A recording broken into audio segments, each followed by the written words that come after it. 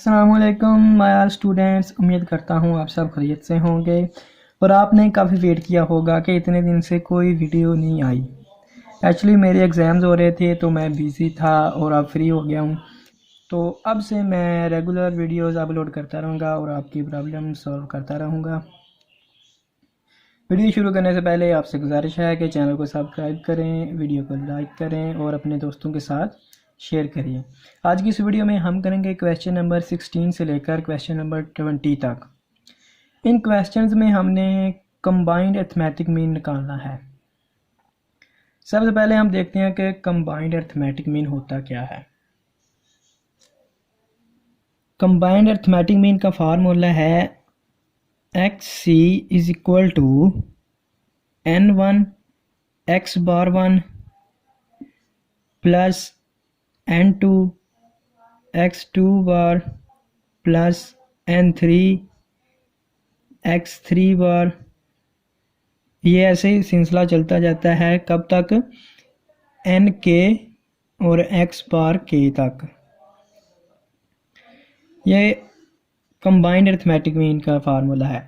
आप जानते हैं कि अरिथमेटिक मीन को हम X बार से रिप्रेजेंट करते हैं और N होती है तादाद, और नीचे हमने करना है N plus N1 plus N2 plus N3, ये सिलसिला भी N के तक। इस फार्मूले से हमें क्या शो हो रहा है एक्चुअली कि हमने वहाँ तक जाना है जहाँ तक हमारी सबसे लार्ज वैल्यू होगी, N के एंड वाली वैल्यू। अब क्वेश्चन शुरू करते हैं तो उसमें आपको पता चल जाएगा कि कंबाइंड अरिथमेटिक मीन क्या चीज़ है। क्वेश्चन नंबर 16 की स्टेटमेंट है the arithmetic mean of 100 atoms, के 100 एटम्स का अरिथमेटिक मीन 100 एटम है, ये तादाद है, इसे हम N1 से रिप्रेजेंट करते हैं। N1 इज इक्वल टू 100 और the arithmetic mean of 100 atoms is 5, यानी 100 एटम का अरिथमेटिक मीन 5 है। अरिथमेटिक मीन को हम X बार से रिप्रेजेंट करते हैं और यहाँ हम करेंगे X1 बार से, यानी X बार 1 से 5 है, यानी 100 एटम्स का अरिथमेटिक मीन 5 है। ये इतनी स्टेटमेंट का मतलब है। And the arithmetic mean of 150 atoms is 4.8, यानी 150 एटम्स का अरिथमेटिक मीन 4.8 है। इन एटम्स को हम N2 से रिप्रेजेंट करते हैं और इनका अरिथमेटिक मीन X बार 2 से रिप्रेजेंट करते हैं जो कि 4.8 है। अब हमने क्या करना है कि find the combined arithmetic mean. Combined arithmetic mean निकालना है जिसे हम रिप्रेजेंट करते हैं X बार C से। तो सिंपली हमने करना क्या है, अब हम लिखेंगे यूजिंग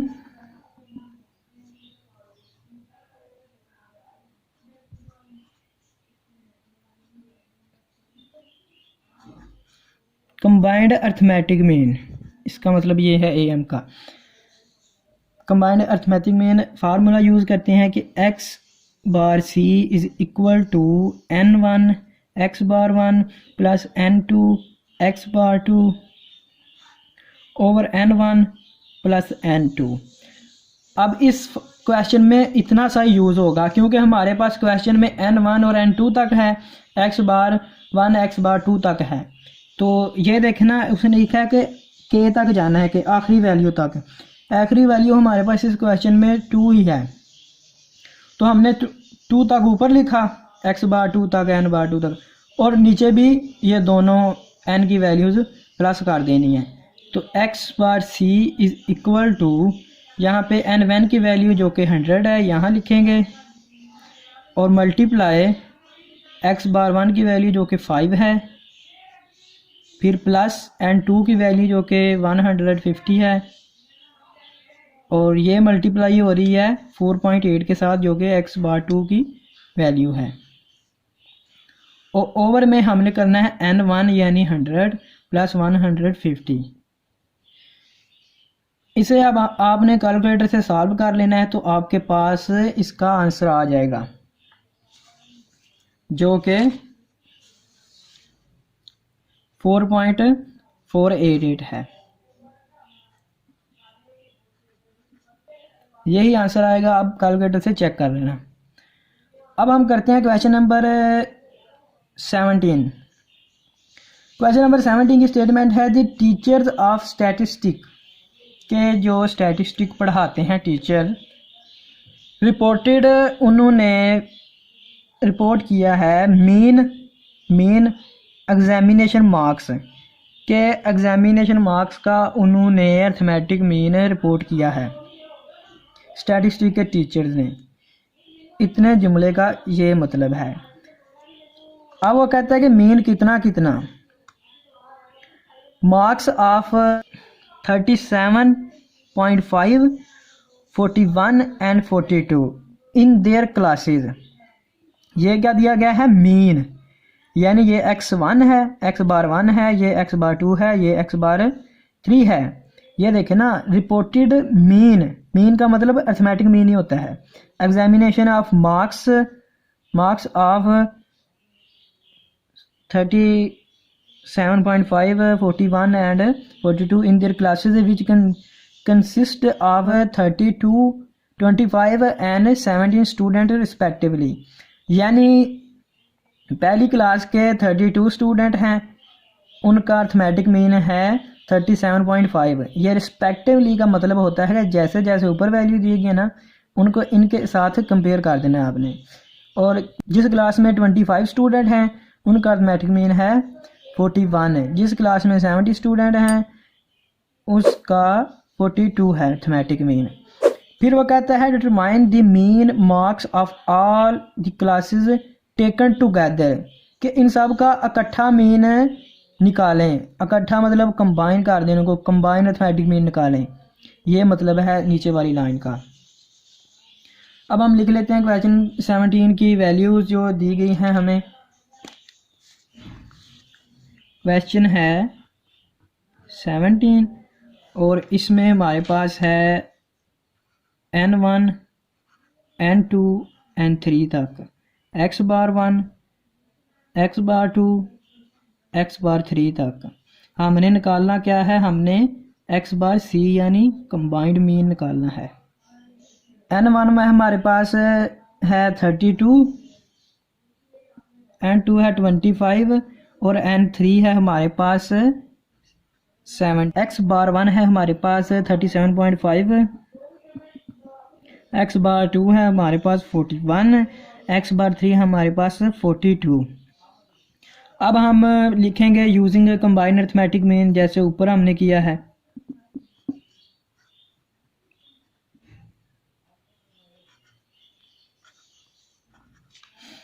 यहाँ पे फार्मूला लगा के वैल्यूज लगा देंगे ये सारी।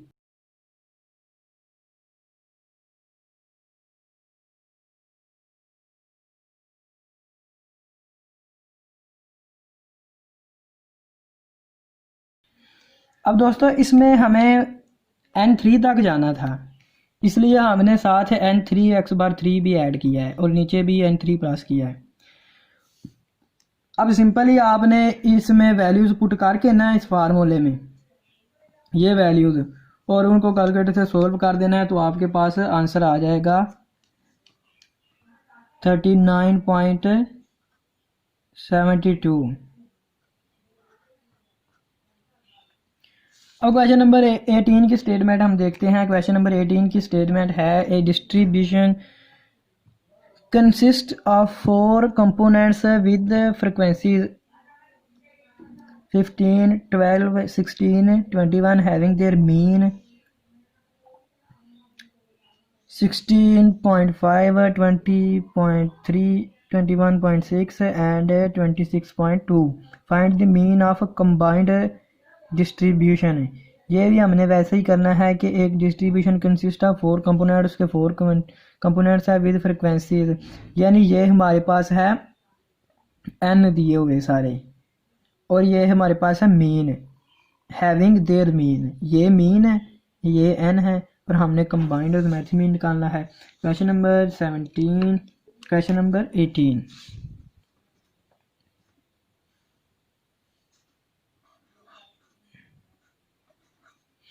क्वेश्चन नंबर है 18 और N1 N2 N3 N4 x बार 1 x bar 2 x bar 3 x बार 4।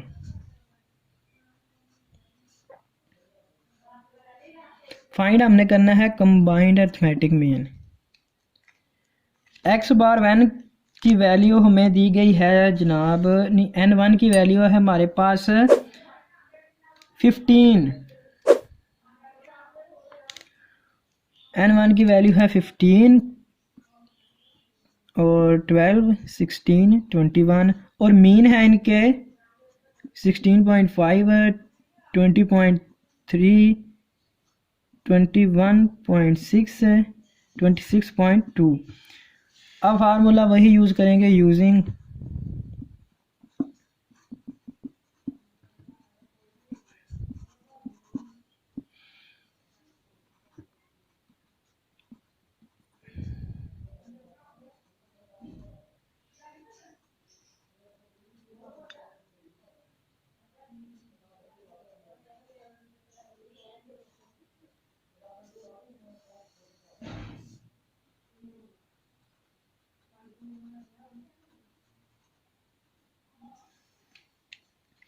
दोस्तों। अब इस फार्मूले में देखें हम N4 तक गए हैं क्योंकि हमें ऊपर भी वैल्यू 4 तक दी गई थी।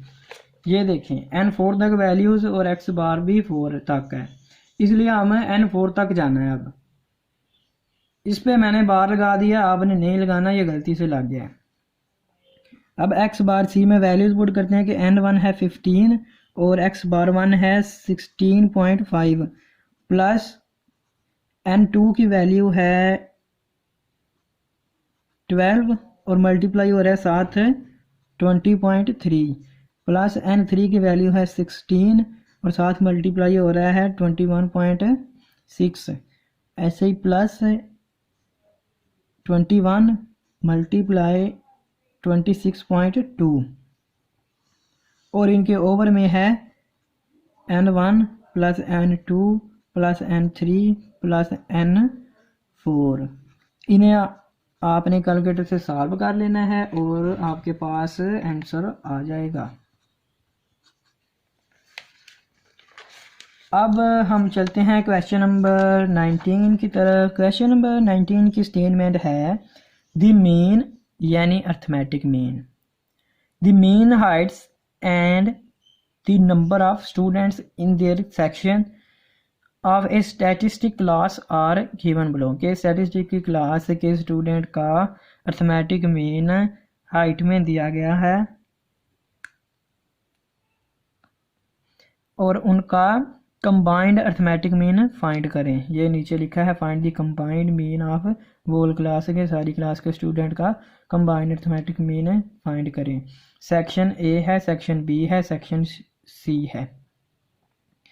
और इस क्वेश्चन में आप देखें नंबर ऑफ स्टूडेंट्स ये हमारे पास है n और मीन हाइट ये है अर्थमेटिक मीन। तो फिर क्वेश्चन नंबर 19 में हमारे पास हो जाएगा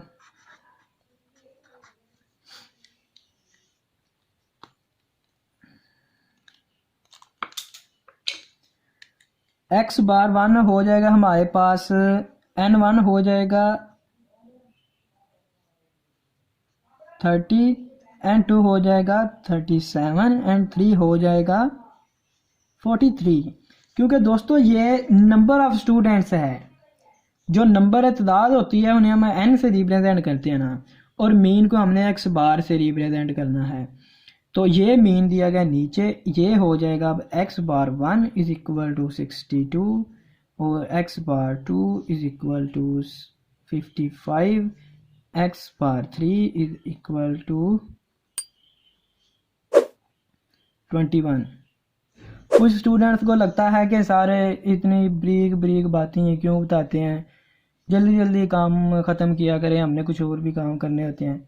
तो असल में बात यह है कि कुछ स्टूडेंट बहुत ज़्यादा लाइक होते हैं, यानी उनका दिमाग तेज़ होता है, वो जल्दी बात को समझ जाते हैं। कुछ बेचारे मेरे जैसे होते हैं जिनको नहीं समझ आती होती, कि ये अब इसमें ये कैसे बन गया, वो कैसे बन गया। तो इसलिए मैं डिटेल में बताता हूँ कि ये कैसे बन गया, वो कैसे बन गया। तो जो थोड़े लाइक हैं वो सब्र रखा करें, और दूसरों को भी तो समझाना है ना अब, इसलिए मैं ज़्यादा डिटेल में जाता हूँ। अब हमने कंबाइंड अर्थमेटिक मीन निकालना है। इसमें आप देखें कि हमारे पास n3 और x बार 3 तक वैल्यू दी गई है। अब जो हम फार्मूला यूज़ करेंगे ना, वो n3 तक यूज़ करेंगे, यानी एक कंबाइंड इधर लिखेंगे यूजिंग कंबाइंड अर्थमेटिक मीन, और नीचे ये वाला फार्मूला लिख देंगे n1 x बार 1 plus n2 x bar 2 plus n3 x bar 3, और नीचे n1 plus n2 plus n3, और इधर वैल्यू लगा देंगे, ये n की वैल्यू और x की वैल्यू मल्टीप्लाई करके ऐड कर देंगे, और नीचे इन सब को ऐड करके इसे डिवाइड कर देंगे, तो आपके पास आंसर आ जाएगा। अब क्वेश्चन नंबर 20 की तरफ चलते हैं। क्वेश्चन नंबर 20 की स्टेटमेंट है, the mean height of students in section A. उससे मिलता जुलता ही है कि इसमें भी उनकी हाइट का अर्थमेटिक मीन दिया गया है। कहते हैं मीन हाइट ऑफ 25 स्टूडेंट्स, के 25 स्टूडेंट्स का मीन, 25 स्टूडेंट्स है ना, तो ये तादाद है, इसे हम करेंगे n से रिप्रेजेंट। क्वेश्चन नंबर है 20।